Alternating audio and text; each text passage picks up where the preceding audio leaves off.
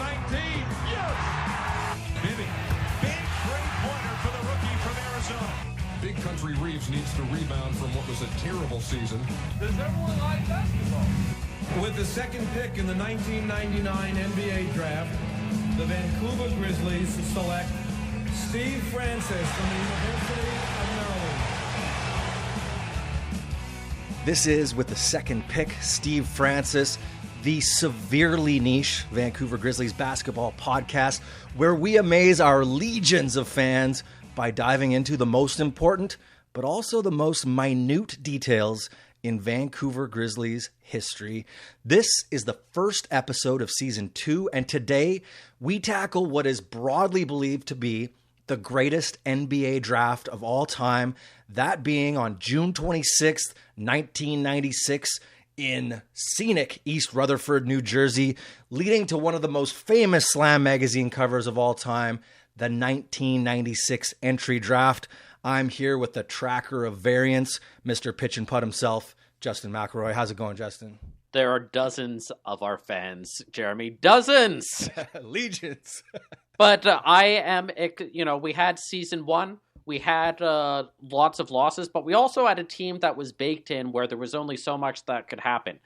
Drafts every year for the Vancouver Grizzlies were full of possibilities, full of disappointments. But this one, as everyone knows, we got here the greatest player that the Vancouver Grizzlies ever had in Shareef Abdur-Rahim.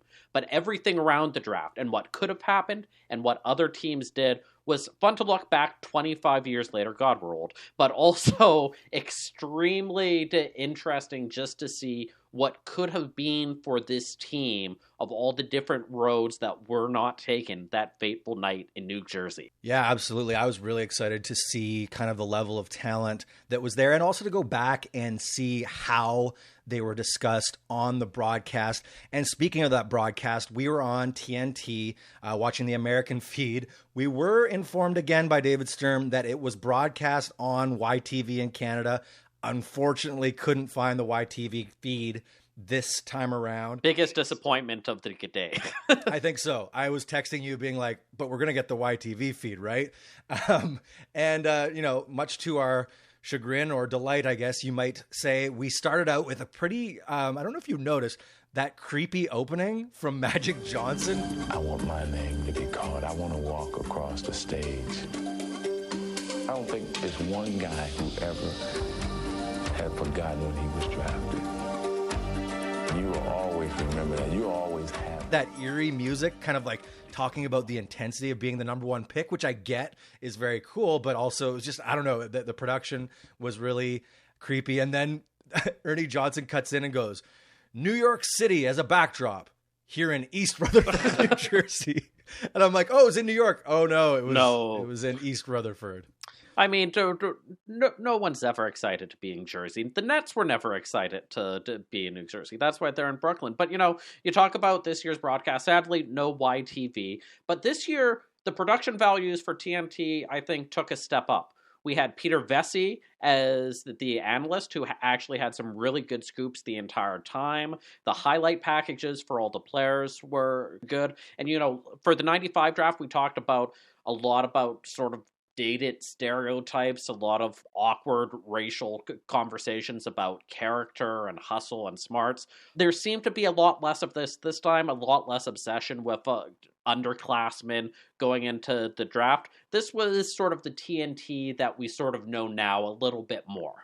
Yeah, I mean, I'm with you a little bit there, but yeah, if you directly compare 1995 and 96, definitely 96 is a big step forward as far as that kind of really retrograde language. But I got to say, man, and I don't know if this is just me sick of him now or then or what, but I'm so tired of QB Brown. He's 63 at the point of this recording or of this draft. He's 88 now when we record this. And I'm just really tired of that old school basketball man perspective, harping on the fundamentals. You said there was less of that coded language, but there was still he's really coachable. It's really questionable if this player is coachable. And then, we still had a bit of that character talk. We had it right off the top, actually, with Allen Iverson. And it's just a really privileged white lens used to view the game. And I know it's a bit anachronistic to look back on it and criticize it now, but it is, I find it really galling to hear Hubie Brown kind of take that high horse. And then beside him, we've got Rick Pitino, who's kind of fine, but his entire shtick centers around just like focusing on the fact that he's the coach of the University of Kentucky, and he's got all the little quips about his players. And like with Antoine Walker, it was like, I hope they trade him back to Kentucky, and EJ and Hubie just like chortle heartily. And, you know, you talked about the underclassmen thing. That's still, you know, when they're talking about they got a 4-year player there, and like that's just automatically assumed to be good. Whereas hilariously now in the NBA, that's kind of like, oh, this guy was in college for 4 years. Like he's wasted 2 or 3 good years that he could have had playing in the pros and making money. So not as much racism, but I mean, I'm sure you must have noticed the xenophobia. Reporter Scott Hastings, right? They go to him, and the first thing he says is, Boston's thinking about taking someone whose name I can't even pronounce. And I'm like, okay, man, like, is that the guy's fault, or is that your lazy ass's fault for not taking 30 seconds to figure it out? And when they didn't have any information about Martin Mercep at the 25th pick from Estonia, and they were literally like, yep, we haven't done our research, cut to a break. I mean, yeah, when you're comparing from 2020 draft coverage to 1996, it's pretty retrograde and not great. The last draft I watched was the 1995 one, so I am grading on that curve. But certainly, I missed YTV. Let's just put it. That would have been fun to have that going. But let's move from that to the meat of the draft. Right before the first pick, David Stern shows up. He actually gets cheered. It's in New Jersey. This is a New York crowd. They have 3 first-round picks. We'll talk about that later. They are pumped for this evening. And immediately we go into speculation of what could happen for the first pick. And even though the Grizzlies do not have that, they legally could not have the first pick because of expansion rules. There is speculation that they might somehow get that first pick. Yeah, well, I'm guessing there's a way around this to trade the rights to a player rather than to trade the pick, right? Like you'd have Philadelphia select who Vancouver wants and then do the switches from there. I'm guessing that's how you get around it. But great article that you dug up from the Knight Ridder News Service talking about the fact that the Grizzlies quite badly wanted to move up to number 1. And I'm going, oh my God, we could have had the answer. We could have had Allen Iverson. But don't set yourself on a flight of fancy imagining AI in the teal and white quite so quickly, because, Justin, why did Stu want to move up to number 1? Why did Stu want to do anything? You know, you look... And it wasn't just in that newspaper, because on the broadcast, they said it's like there's been rumors that the 76ers were in conversation with the Grizzlies, and I suddenly had visions of Iverson and Big Country on the pick and roll. Not to be, because at the end of the day, the Grizzlies were set on one player the entire time, and that was Shareef Abdur-Rahim. There were questions over who would draft, who the 76ers would draft, who the Raptors would draft. It turned out all 3 teams got the player they wanted the most at the end of the day. But the Grizzlies were so dead set on getting him, and so worried that they wouldn't, that they might have to settle for Iverson, even though there were, you know, questions over whether he would go to Canada or not. But they were so dead set on Sharif that they were seriously talking about swapping picks with the 76ers and giving them some of their lesser picks later on in the draft to make that happen. Yeah, it seemed like Isaiah Thomas was actually the one throwing the wrench in the Grizzlies' plans, because Jackson wanted Sharif so badly, and there were some hints that Isaiah Thomas might switch from wanting to take Marcus Camby at 2.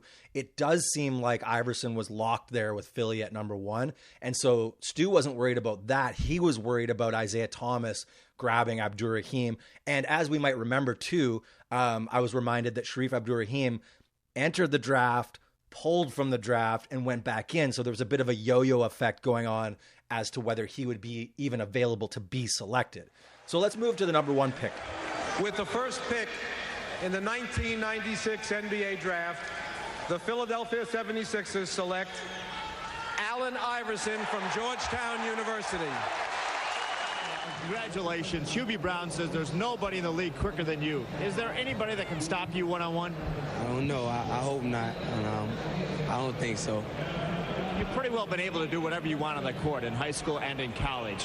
What have the Sixers told you they expect from you? They just want me to come in and play my game.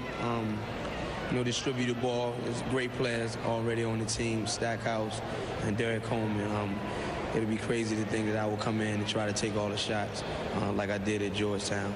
But I love this guy so much so that I actually went to see the Big Three in Seattle a few years ago in the hopes of seeing a retired Allen Iverson. I love the guy.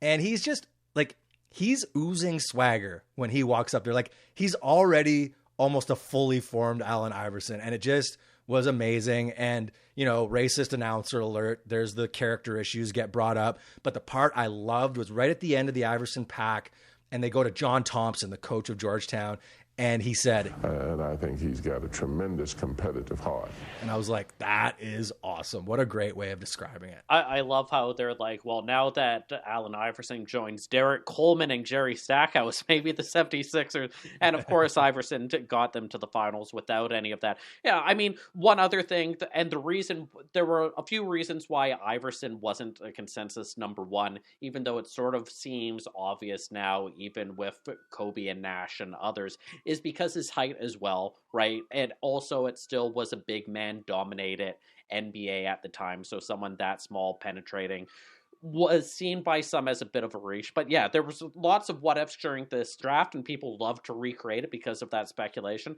It's a smart choice by Philly. It worked out for them at the end of the day. The Grizzlies drafting third and getting Abdur-Rahim is sort of fine and defensible. If they went one and it was Sharif, we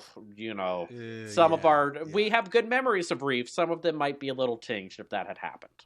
Yeah, and so we move to number 2, and it's Toronto, and they take Marcus Camby from Umass, University of Massachusetts, the reigning college player of the year. The one thing that I found interesting about that was the Craig Sager interview he did. He drops a little nugget that he played Damon Stoudemire one-on-one at Rucker Park in New York, which I was just like, that's amazing. First of all, a 6'11" dude playing a 6 foot or even smaller point guard just out on the street at Rucker in New York. That would have been fun. He said he lost 5-4, but there's Camby to Toronto. And we go to the big moment, the Vancouver Grizzlies on the clock, and Stu gets his man. With the third pick in the 1996 NBA draft, the Vancouver Grizzlies select Shareef Abdur-Rahim from the University of California. The earliest a freshman has ever gone in the NBA draft, Shareef Abdur-Rahim, a high schooler in Marietta, Georgia, played his freshman year, his only year of college ball at the University of California. High fives all around backstage as the Cal freshman makes his way to meet Commissioner David Stern. The Pac-10 Player of the Year as a freshman. And the first freshman since Cliff Robinson in 1978 to lead the conference in scoring. Yeah, they needed a power forward to play with Reeves. They have a number of players that can play small forward. Their guards are adequate, but what they need is a dominant guy who can board, block shots, get out on the break, fill the lane. He has all of those qualities, plus he's excellent off the dribble facing. And Greg Anthony at the point had a terrific year. So now you've got your legitimate center, you've got your power forward who could also swing at the three. So you've got a great start for the Vancouver Grizzlies. A year ago, debating between Cal and Georgia Tech, this time college and the NBA. What influenced your decision? Well, I felt like I was in a situation where I could really put my family in a better situation, put myself in a better situation, just fulfill a lifetime dream. And I just opted to go ahead and do that. A great talent. That's the comment from Hubie Brown. Rick Pitino says a future All-Star. Your game, you're versatile, you do everything. What position, how do you think you fit in? Well, I'm just ready to go in and play whatever position Vancouver wants me to play, 3, 4, whatever they want me to do. I just want to come in and contribute and win some basketball games. A lot of hugs, a lot of kisses, some tears of joy from your mama Mina back there, too. What does it mean to your family? It means so much because I guess I look at it, if I work, they work, and they just been with me for so long and trying to get to this point. So it's just a big moment for us.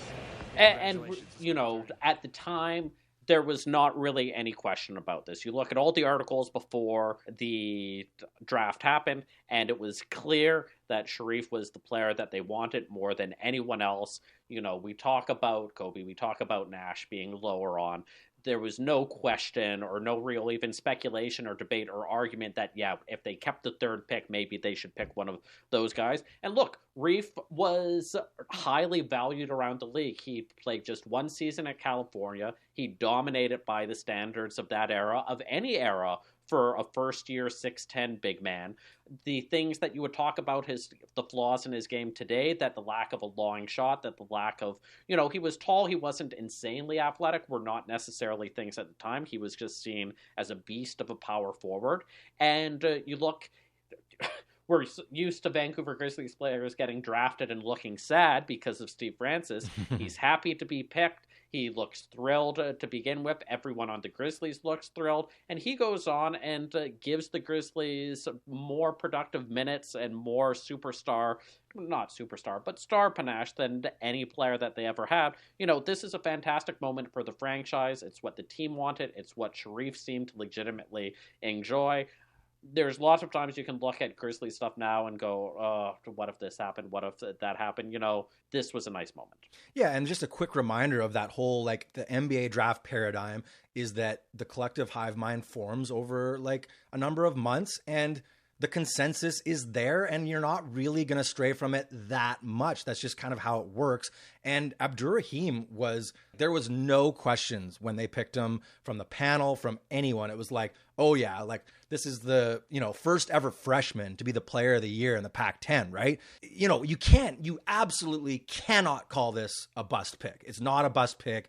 Yes, there were better picks available, but this is a guy he ends up being 8th in his draft class in win shares and value over replacement, 9th in box score plus minus. He goes 18 points, 8 rebounds, 3 assists for his career, 47% shooting from the field, 81 from the line. And he was the best player on the squad for the whole time that he was on the Vancouver Grizzlies. So we can kind of wonder what could have been, but this is not something where you can look back and go, this is a brutal pick. Speculate on a podcast? Who would ever do that? I mean, I think one thing, you could make the argument that maybe Ray Allen, right? Because when they talked about this consensus forming, that there was sort of a top 5, and it was Iverson, Camby, Abdur-Rahim, Marbury, and Allen. And they were sort of talking, Sharif was a level up, but those two were there.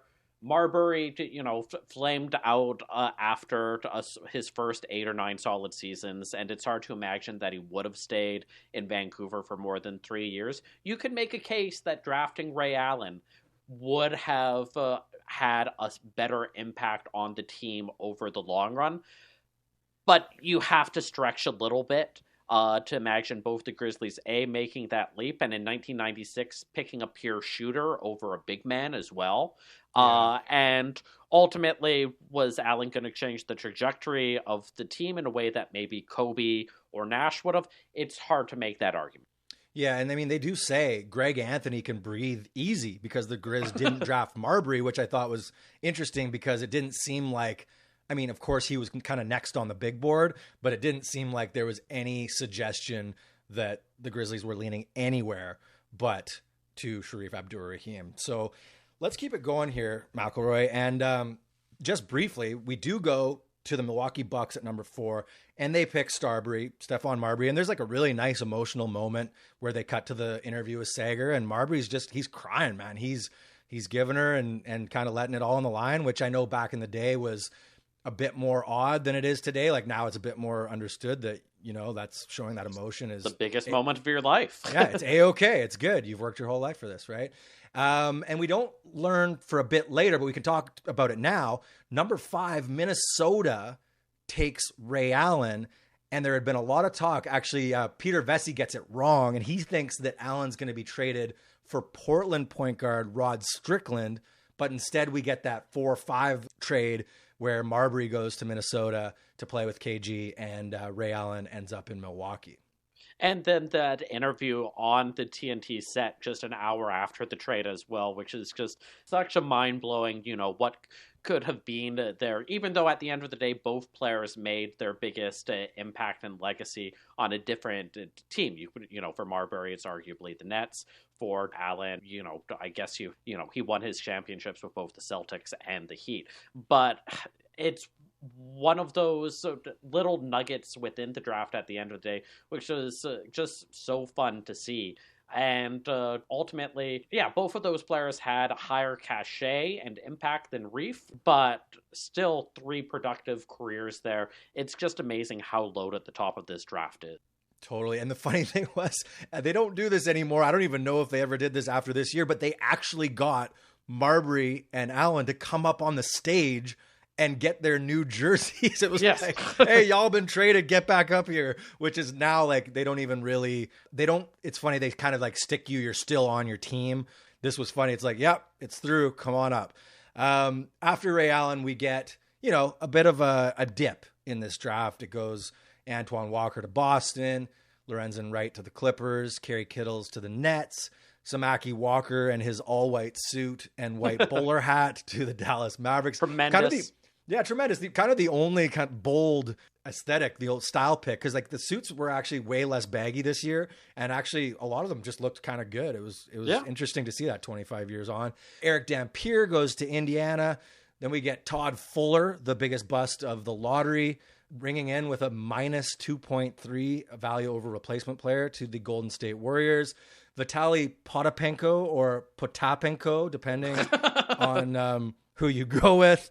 And then we kind of come to that legendary part of this draft, and pretty much the most important moment of this draft, though, of course, they didn't know it at the time, and that being Kobe Bryant going to the Charlotte Hornets at number 13. And, of course, we all know the epic era of the Charlotte Hornets and Kobe. It's funny. It's just sort of said as an aside at the very end of the first round. Oh, well, he's going to the Lakers, I guess.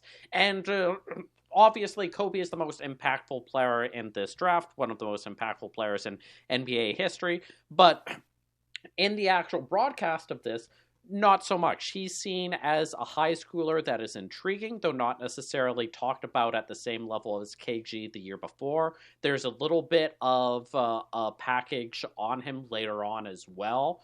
But it's not like the broadcasters are talking about him or hyping him up for picks and picks of, is this team going to pick him? Are the Nets going to pick him? Are the Dallas Stars going to pick him? Are the Pacers going to pick him?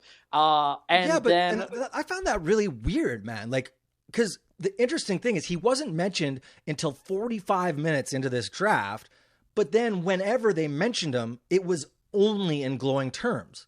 So I find that a bit odd that they had this like separation between the glowing reviews and they quoted Jerry West as saying greatness lies ahead for Kobe Bryant, but yet you're right. There was no narrative built. Not that these guys are great at building narratives into this event, but you'd think if that's what they're going to say, this amazing high schooler from Pennsylvania, his dad played in the NBA, like all these stories about him, you'd think that would be figured into it.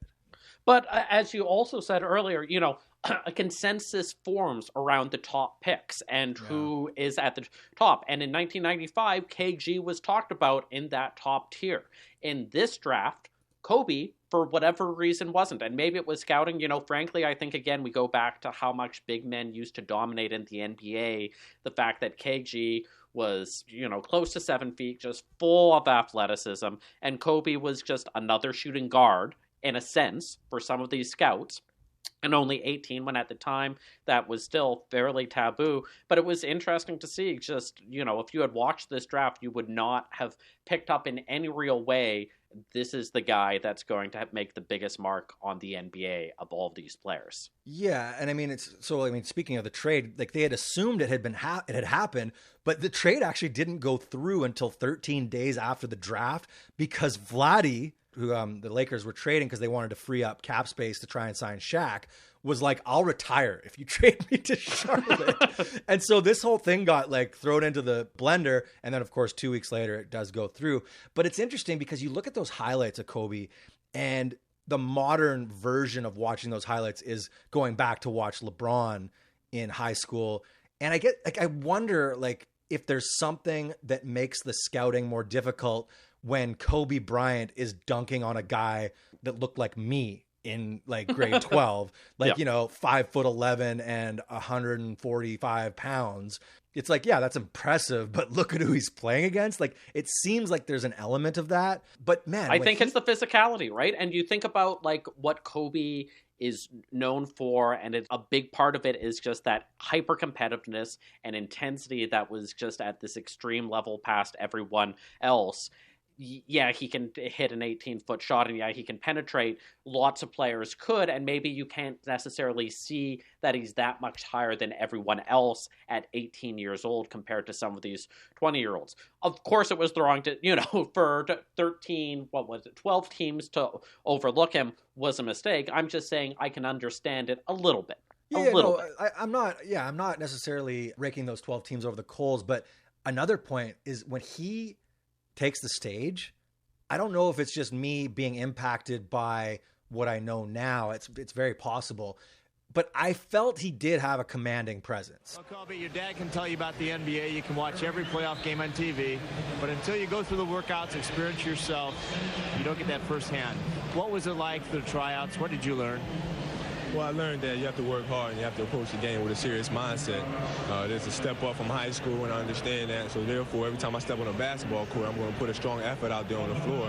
I'm not going to leave anything on the floor. You had the grades, you had the scores to go to college. Why the NBA? It's the ultimate challenge.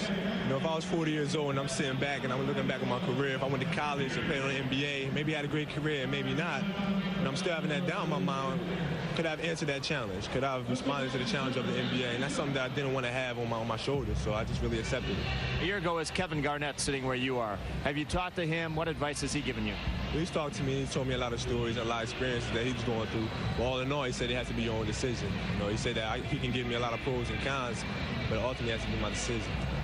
Like, there was an intensity, there was this like deep confidence, and it's like he's done this before, even though he hadn't. That was that was something else to see him in that interview, really like just kind of owning the moment. And, we don't need to go too far into it, but this is a guy, 173 win shares, 20 years, 4th all-time points, 8th in minutes, 5 titles. You go on and on.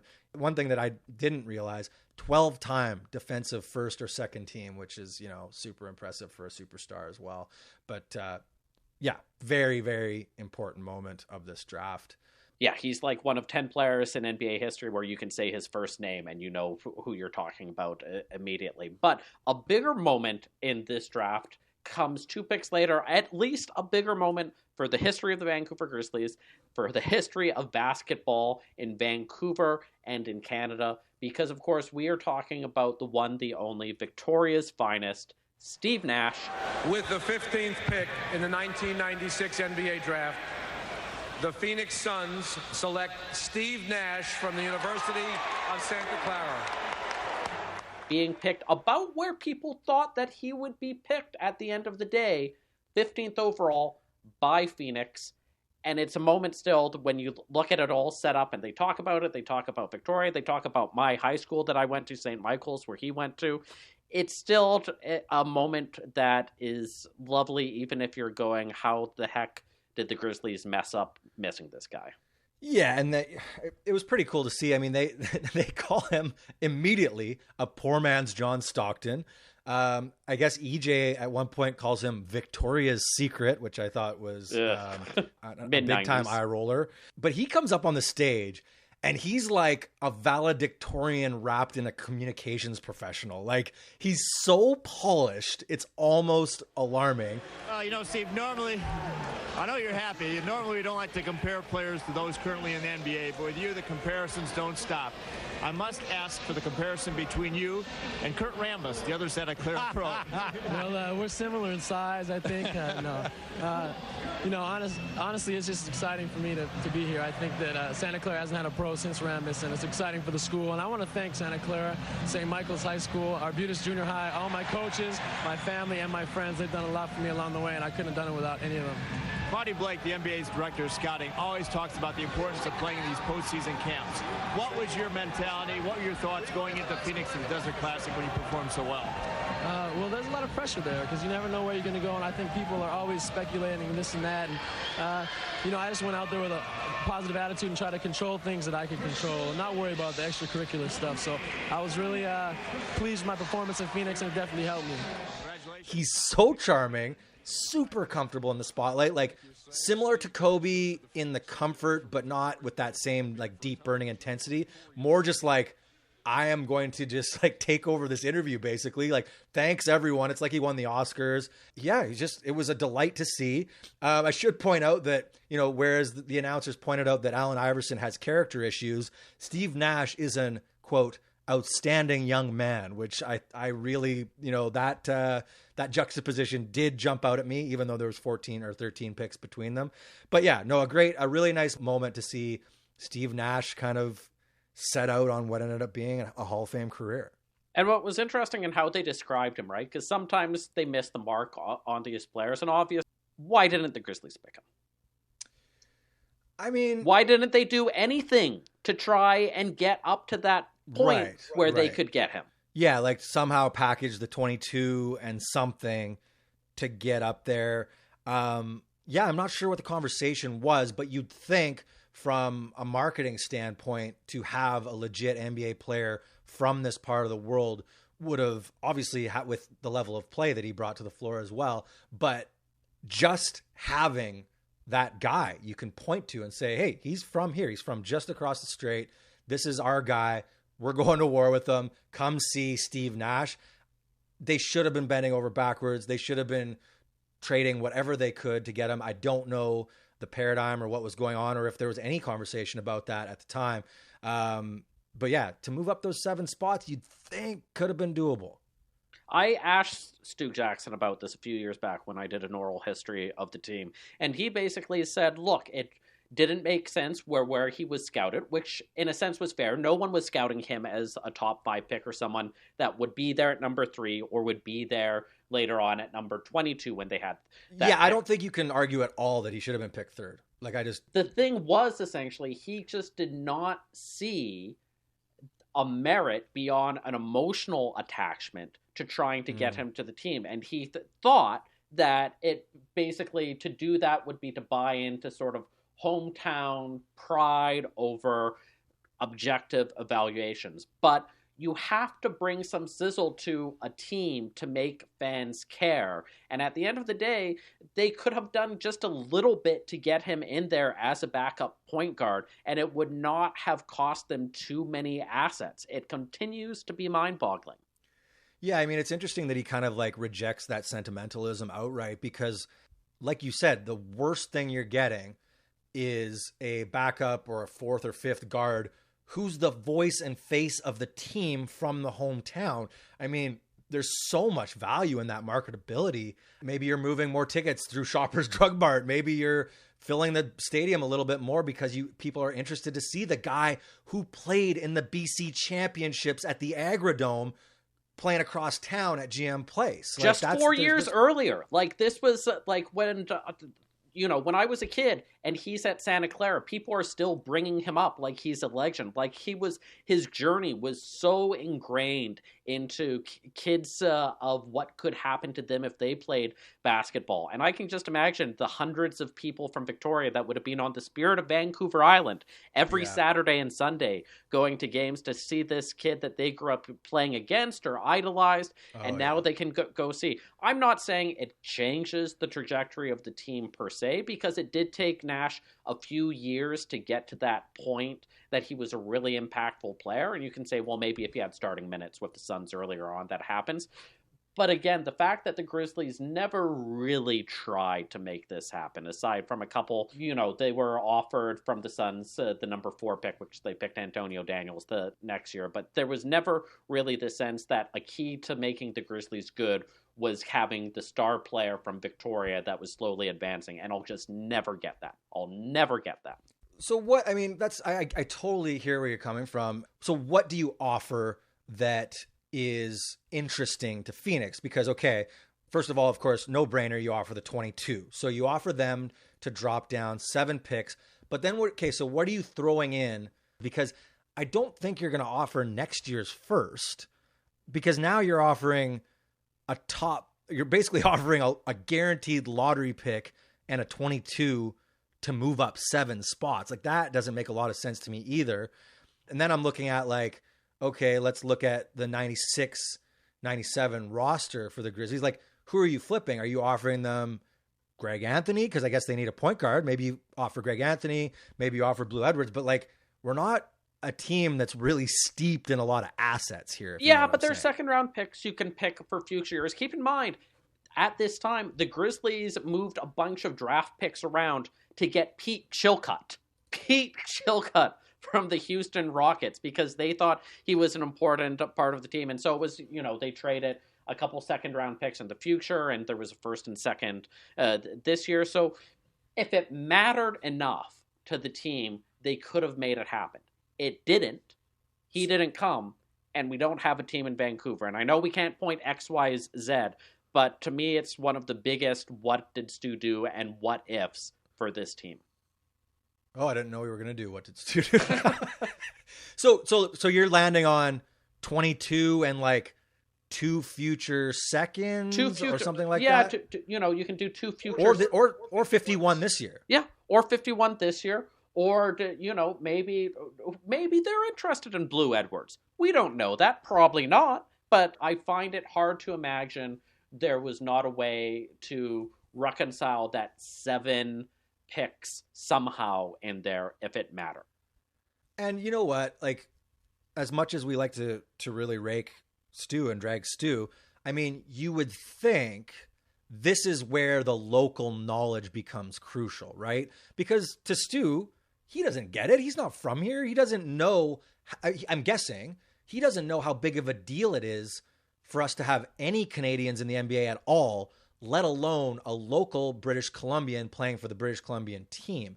So where is Arthur Griffiths? Where are the people in the front office who are like, no, seriously, like, let's really think this through? I don't know. Yeah, and I think it comes down to organizational hubris, right? Again, part of the reason this is infuriating as well is that the Grizzlies go, no, we don't need to move heaven and earth to get a local point guard this year. And then they draft a point guard the next draft, the draft after that, and the draft after that as well. We've been ranting about this for 10 minutes and I'm still angry. And we're going to watch some Steve Nash games, hopefully in the future against the Grizzlies. But boy, it still stinks. McElroy needs a beer. Okay, we move on from number 15 there, Steve Nash, to let's roast through it. One small point we should talk about. So we go Tony Delk to Charlotte, Jermaine O'Neal to Portland. And the foreshadowing here is that the crowd roars when Jermaine O'Neal is picked. And interestingly, the TNT team doesn't pick up on it. They're like, that's the biggest roar of the day. And it's because John Wallace has fallen to the New York Knicks, and John Wallace had been, after taking Syracuse to the Final Four, or actually to the finals, the Final Two in the NCAA tournament, had fallen. He played for Syracuse. He was a big name nationally, and so they end up with John Wallace. Then they get Walter McCarty next. Then Ilgauskas goes to Cleveland, and then they get somebody called Dante Jones. So the Knicks had 18, 19, and 21. Their fans were very excited. The TNT announcers were selling it.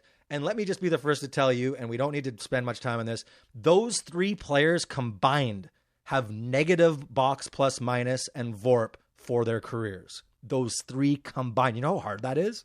Oh, it's very hard. I mean, like, it is. They talked more about John Wallace in this draft than Kobe, right? I mean, but this is a guy who played 4 seasons, played in Syracuse, the same state as the Knicks. I mean, this seemed like a big moment, but then again, you don't know how these guys are going to turn out. Jones had huge injury issues. Wallace had huge injury issues. McCarty, at the end of the day, was overrated.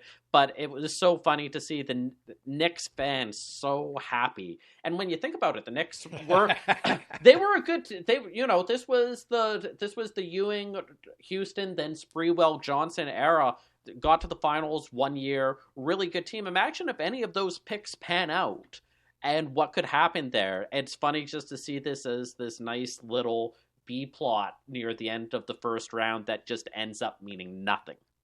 I was going to say it was a bit cathartic as someone who, just can't stand the Knicks and the fact that if they do anything, everyone talks about it for 2 weeks, and knowing that all this excitement amounted to nothing, and knowing, they had a good squad, that grimy 90s Knick team. We don't need to talk about it anymore, but yeah, it amounted to negative box plus minus for those 3 picks. So on to 22, the Grizzlies are on the clock again. before they go to Stern at the podium, they have a graphic that comes up, and this is on our Twitter account with the second pick. Weakness: no scorers rebounding. Just no scorers. Nothing at all. I mean, we haven't like they were not a good team, and let's not go into the expansion rules about not being able to pick first and everything else, but they were handicapped. You would think that maybe a pick at 22 would help them. At the end of the day, it did not really. Roy Rogers did not turn out as a huge star in any sense of the word, but it's hard to roast this pick over the coals. With the 22nd pick in the 1996 NBA draft, the Vancouver Grizzlies select Roy Rogers from the University of Alabama. I'm like you, Rick. I like this pick because they needed help at small forward and big forward. They needed guys who could rebound and shot block. They just got two of them, in Rahim and now in Rogers. And when you think that this guy in one game blocked 14 shots, I don't care who he's playing against, he got 14 blocks. You turn around and you teach every good offensive low post player before he makes a move, locate the defense. When you play against this guy, you locate Roy Rogers. All you try to do is get him away. And also, who they were talking about as who they also might look at was Brian Evans from Indiana, who went 5 picks later, Efthymios Rentsias, a Greek player, I believe, Priest Lauderdale, Othello Harrington, who we ended up with anyway, and Junkyard Dog, Jerome Williams. Interestingly, like personally, Roy Rogers was one of my absolute favorite players on the Grizzlies for that 1 year, just because he just was on a pogo stick blocking people out of bounds for like 17 minutes a game. And you know what a great interview he gave too. Well, as they mentioned on the set, it's Roll Tide once again. You sat there watching TV last year, Antonio McDyess, Jason Caffey going to the first round. Now it's your turn. When did you think you'd be sitting here? Well, to be honest, Craig, I never thought I'd have this opportunity. You know, my dream was to go to college and just get my degree. I fulfilled that dream last year by graduating with a degree in marketing. So I worked hard, extremely hard in the weight room. Coach Terry Jones, I carried it over onto the court. You know, David Hobbs has done a great job with me this season. You know, I just have to say congrats. Just thank you to all my people back at the University of Alabama for working so hard with me, all the fans for their support. You know, it was tremendously hard on me waiting back in the green room, but I'm just glad to be selected here in the draft. Rick Pitino said he hasn't seen a player grow as much in 1 year as you have, probably in the last decade. I know Roy Sr., Nadine are very proud parents. You're an NBA draft pick. You have 2 degrees. The question they always ask at graduation, where do you hope to be 5 to 10 years from now? 5 to 10 years from now, Craig, hopefully I will be in the front office of an NBA team. I hope, you know, if my career is over in 12 years, I want to be around the game. I don't want to coach because coaching has too short of a lifespan. So hopefully I can be in the front office making the decisions about who I'm going to hire and fire. He was just so charming, talking about how his education was so important and how he just seemed like such a great guy. And self-effacing and just like level of awareness around him that just don't see for any players in the draft. Though almost to like an extent that I thought was too much, because Sager asks him, where do you see yourself in 5 to 10 years? And he says, in the front office, which is kind of a baller answer, except it was in the next 5 to 10 years, Roy. Like, you're supposed to be playing in the playoffs for the Vancouver Grizzlies and winning us Larry O'Brien trophies, not pursuing your career in the front office, man. Like, we picked you to play a long time. And of course, now he's the one of the current assistant coaches with the LA Clippers with Chauncey Billups and Kenny Atkinson. So, I mean, yeah, I loved him, and that was a funny moment. But he ends up 33rd in his draft class in win shares, 41st in value over replacement, 5 points, 4 rebounds, 0.4 assists per game for his career, 0.2 steals, and a block and a half. So, I mean, not really that much to speak of, but one super fun year. But I do want to, you know, I know last time you were like kind of in denial and talking about like, oh, well, you know, those are all the what ifs, but I love to play the what if game, yeah. McElroy.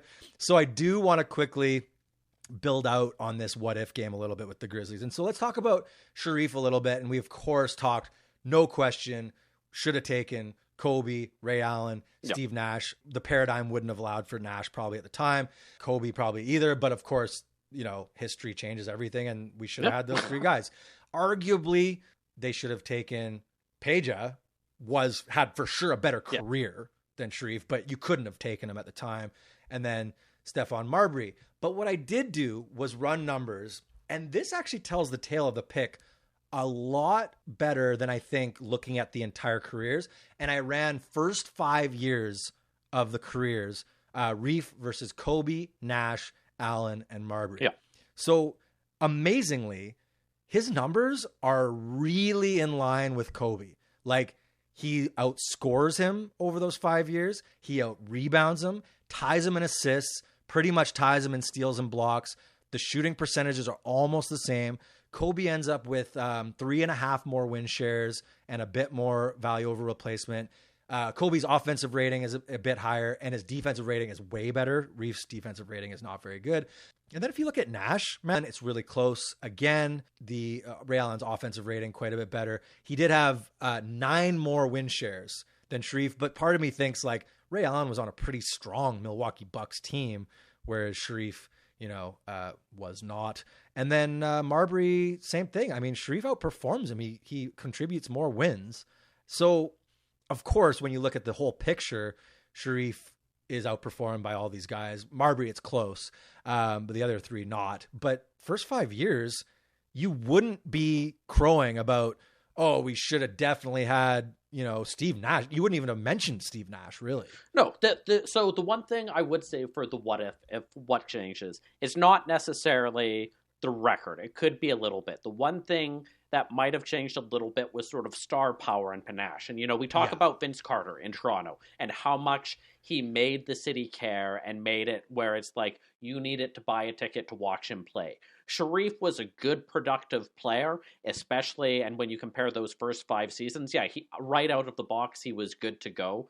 He never really brought that. Marbury brought that. Iverson brought that. Nash would have brought that. Kobe obviously would have brought that. You wonder if there was someone with that who could light up the court in that way, what maybe that does for the conversation around the team, that maybe gets enough sort of corporate investment involved in the team. It's a big what if there. But in terms of the record, you're right. The problem for Shareef at the end of the day wasn't how he started off his career, but just he never had the opportunity to prove what he could do with a lot of talent around him where he wasn't being called on to shoot 20 shots a game. And we'll never know that. And it's interesting, too, that like as I hear you talk and I hear myself, we're actually dunking on Stu for being too analytical. Like he decided Shareef Abdur-Rahim is 6'10". He's got all these attributes. He will contribute to this team. And we're like, didn't you see Kobe give that intense interview? Like you should draft for like character and personality. Anyway, but what I want to do here quickly before we go is let's continue to build the Grizzlies fantasy team that we did from the 1995 draft. And so a quick reminder of what we did in that draft is and you might have to go back and listen to it for the details a little bit, but we did the Dallas trade. And the Dallas trade was the 12th and 24 picks for Big Country. We picked Corliss Williamson at 12, Ostertag at 24. And with that trade, we got Dallas's first round pick the next year. So we're sticking with Reef at number 3 because why the hell not? And then we get the number 6. And you know what? I'm just saying it. We're taking Kobe with number 6. Sure. Okay, McElroy? It's depressing to imagine Antoine Walker hucking threes for the Grizzlies, so I'm good with this. Yeah. No, let's go with Kobe. Let's go big. Let's live the high life here. Let's not take second rate. No. Okay, and then we didn't do this, but with the number 22, some interesting players on the board. Derek Fisher goes 24th. The Junkyard Dog, Jerome Williams, goes 26th. And then, Malik Rose goes 44th. Shandon Anderson, 54th. I'm going to go with, and I hope you agree with this, the Junkyard Dog. He was so fun. He was a crazy player, super hustle, hitting the boards, playing defense, doing the barks and all that. I mean, I used to like watching him for the Raptors. Just a great energy sixth man, basically. Yeah, total fan favorite, right? So let's just take stock of what that roster would be, the fantasy roster, with the second pick, Steve Francis fantasy roster, heading into the 96-97 season. We've got Greg Ostertag starting at 5, Sharif starting at the 4, Corliss Williamson starting at the 3, Kobe starting at the 2, Greg Anthony at point, and then the benches, Blue Edwards, Junkyard Dog, George Lynch, Anthony Peeler, Lawrence Moten, and I guess maybe like Eric Mobley backing up at center. You can play with that. That's a physical team. That's a big team. Kobe has to develop much quicker under that, although I think that ends up happening regardless when you have that once-in-a-generation type talent. You know, that's still a team it's not going to make the playoffs. It's probably going to win 35. I think 35 wins is fair, but there's the foundation there, obviously. And it's a heck of a lot more exciting than seeing Blue Edwards chuck up another 15 misses a game and just workman-like post stuff from Big Country all the time. And then the one thing also that entered my head when I gazed at this roster longingly and lovingly was, I wonder what the Kobe intensity does for a guy like Sharif. Because it's not, it's not like he lacked intensity per se, but Sharif kind of played the same in the fourth as he did in the first. He's one of those guys who's just good, just solid, but there was no elevation in those pressure moments. There was no rising to the occasion. And you wonder if Kobe helps him elevate that, or maybe they're like, oil and water. Like maybe they just don't mix. I don't know, but that's another interesting thing. And there was no one ever pushing Reef, like we've talked about before. At the end of the day, he could. I'm not going to say he could coast, but there was not that secondary player to really see if there was that higher level for him to go. It's another what if there, but I mean, we're doing this expansive what ifness. It's a pretty easy one just to do Sharif and Steve Nash and wonder whether that would have been more dynamic. Instead, we enter season 2 with Reef, Big Country, Greg Anthony. We trade Anthony Peeler in the offseason. Can they win more games than season 1? Jeremy, this is the Vancouver Grizzlies we're talking about. And with that,